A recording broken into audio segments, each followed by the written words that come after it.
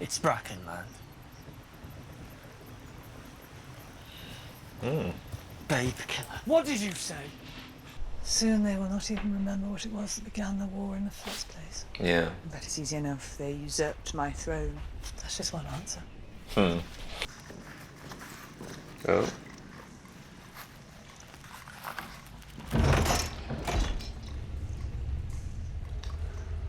Who's that? Welcome, people thems. So this is the next episode of the House of the Dragon. I'm actually in a different room. It kind of ended with Alicent having a nice time with Sir Criston, not Sir Cranston. I call him Sir Cranston the whole way. And my thing is, and I don't know if it's the same for anybody else, but like, I just don't like Alicent, and I know maybe that like I should give her maybe a bit of an easier time because she's trying to be a good mum, but I'm like, no. You raised the bad Brock Pitney. I don't like either one of those children. What makes it worse is that she seems really hypocritical because she ended the episode being like, Daddy, I have sinned. And then proceeded to go and not go and console a Pitney. No, I'm not going to go and console my son who probably needs a bit of mama loving.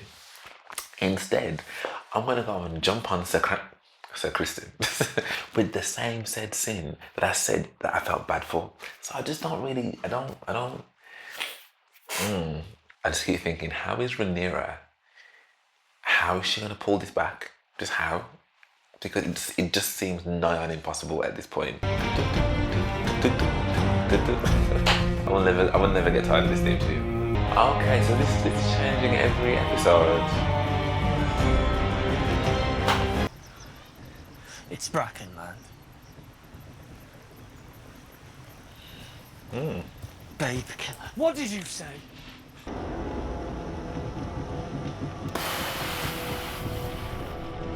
Soon they will not even remember what it was that began the war in the first place. Yeah. But it's easy enough. They usurped my throne. That's just one answer. Or was it when the child was beheaded? Or when Aemond killed Luke? Or when Luke took Aemon's eye? Rhaenys is dropping bars here. Call it what you will. I call it war. And so will Dragonstone. The question is, what are we going to do about it? I wish to be rewarded. As I would think, you would wish to reward me. I need Bailey here because she has a dragon. I cannot promise to make you happy, but I ask you, make this sacrifice willingly. You better give it to Daemon. He's all the big. Because absolutely no way. No, you will find no loyalty to Larys Strong here, my prince. Your Grace. Oh. I didn't like this whole hand thing though, that's quite cool. Even though I don't like him. And he looked better with the haircut as well. So I'll give him that. I Hide. propose to conduct the war in my absence. It would merely be a precaution. It would be treason. Your Grace. Aww. There are diverse rumours whispered in the streets of your city. His Grace was outwitted by his councillors and persuaded to fly to war with Sir Criston, so that Queen Alicent may reign in his absence. I'm the son of Balon the Brave, bastard brother to Prince Daemon and the late King Viserys. Excelsior. Something like that.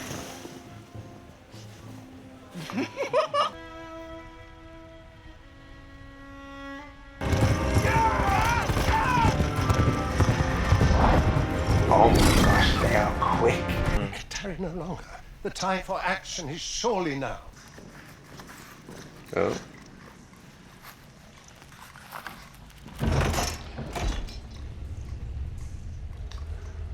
Who's that? Always coming and going, aren't you? And I have to clean up afterwards. I must see her. Face to face. She's the Queen Dowager. She goes nowhere without many eyes watching her.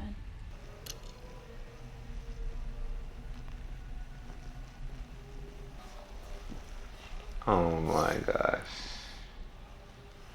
No. I'm a mother too, and you have yet to answer for the murder of my son. I repudiate that act with all my heart. Of course you do. I'm usurping my rightful inheritance. It's hard at times to understand. But he spoke Aegon's name. It's a story he once told. About Aegon the Conqueror.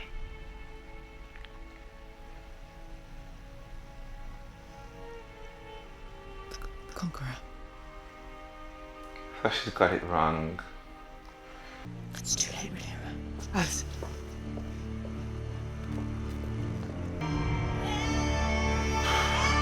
She now knows. She now knows what she's got to do. She now knows what she's got to do.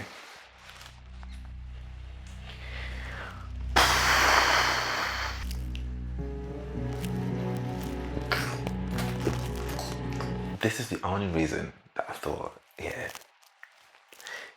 that Alicent could possibly have genuinely thought that. Because remember, I had to go back and watch it to be like, did he actually say?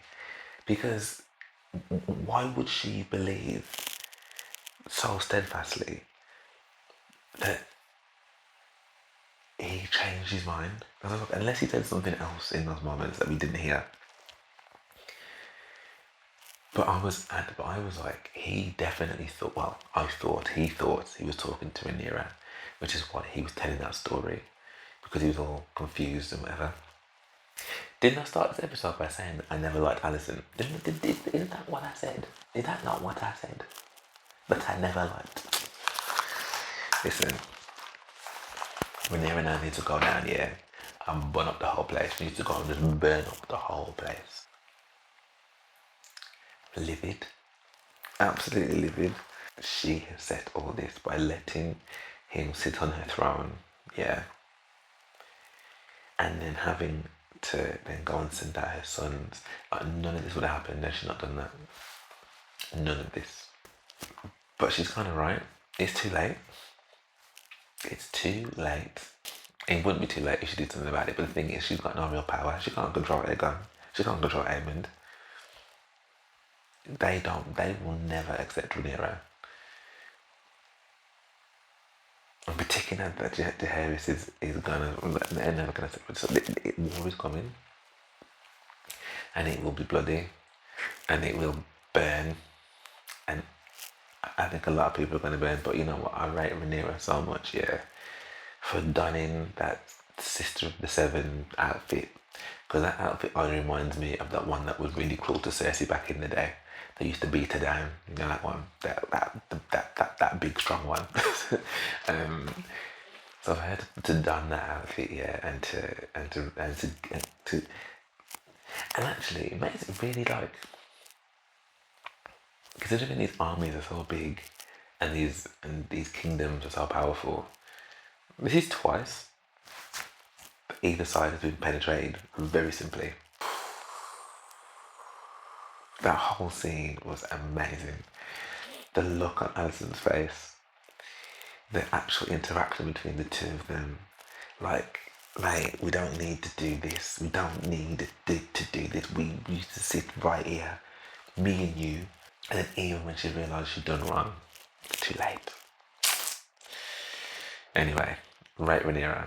Then we also, in this episode, shout out the queen that never was, but easily could have been Rhaenys, because she's had some sage, pearly words of wisdom, and she's really helped, like, support Rhaenyra. Do you know what I mean? I think that's been amazing to see, considering as well that realistically she still probably thinks Rhaenyra has something to do with her son. And I really hope that she gets a nice surprise to realise that he's still alive with his lover. And the fact that she's still on Lord Corliss's case about lust, just give your granddaughters something. I know she's female and they don't have the testicles that you want yet, but it don't matter. Give them something. So I'm right up still banging that drum, because it's an important drum to bang. That whole situation at Harrenhal with Damon, I mean, I'm not even really sure. I mean, I get it, it's a big castle, but there's nobody to man it. And with those two factions, I've just basically wiped out a big section of each other. It's not even like where's the manpower in this leaky castle that is laid with weird voodoo, you know, because who was trying to open your door? Like, he opened it and there's nobody there. And then he starts seeing baby Rhaenyra stitching up Jaehaerys' head. And then suddenly he's by some big old tree with some woman in black. He's like, you're going to die here. I'm sorry, pardon.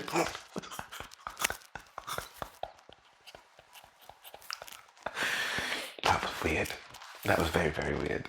The other thing I'll say is, well, Damon is a bad man, because I don't know many people, that are gonna go places like that on their own. Number one, you know, skulking around that first little scab that he was doing in the area.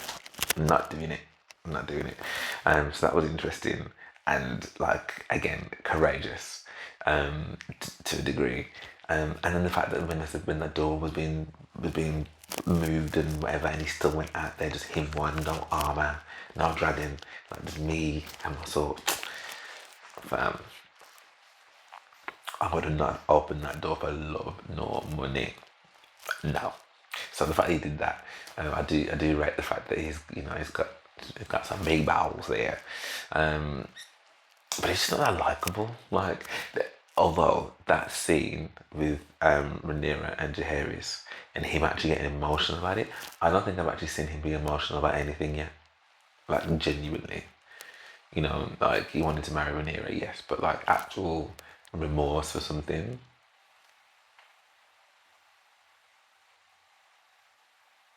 I can't think of anything. So that was quite interesting. Aegon. He's just... He's got such a Napoleon complex, that it's always going to lead him. It's always going to lead him. He isn't the king that was chosen, number one. He isn't very good at doing very much, really. He's not really taken seriously by anybody. Like, his own white cloaks don't really take him seriously. Like, he just rules with the temper. And now he's got his master of whisperers on the books. Like, he's just easily persuaded. Look how easy it was for him to persuade him to be like, just keep your clout here. Take off the armor. Put down the sword. And go have a nice time in the whole house. I don't know, I feel like Cole hasn't got the same respect. Some of the looks that he was getting from some of the other white folks and stuff, I don't know whether it was a case of just like, you were one of us and that you're not. Or we know what you've been doing with Alicent and I don't know, there was definitely a few looks that he was getting that I was like, I did love that whole scene where Baylor was chasing them down with the dragon into the forest. That was a big scene. That's a big scene. I rated that. This is a brilliant episode, to be honest. I really, really enjoyed this episode. I thought it really moved the story along a lot. There was some good progression, some good character development. Again, really giving Rhaenyra just understanding her psyche a bit more and giving her a little bit more of answers, really, which I think has been really important. You know, the fact that she's got Mind Woman as part of her council, I think that's really awesome, and the reasons that she gave for like not going and wanting to be part of it again. You know, she seems like a fair person, which I think was really cool as well. I really enjoyed the episode. I feel like every episode this season so far has left me like, the next one is gonna go off. So I'm gonna predict for the next episode that Rhaenyra is gonna send one of her dragons to go after Cole.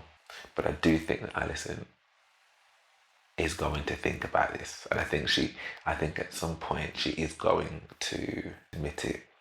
And I think Aemond, if he finds out about the fact that he was never king, I think he'll make sure that Alicent isn't able to tell anybody else.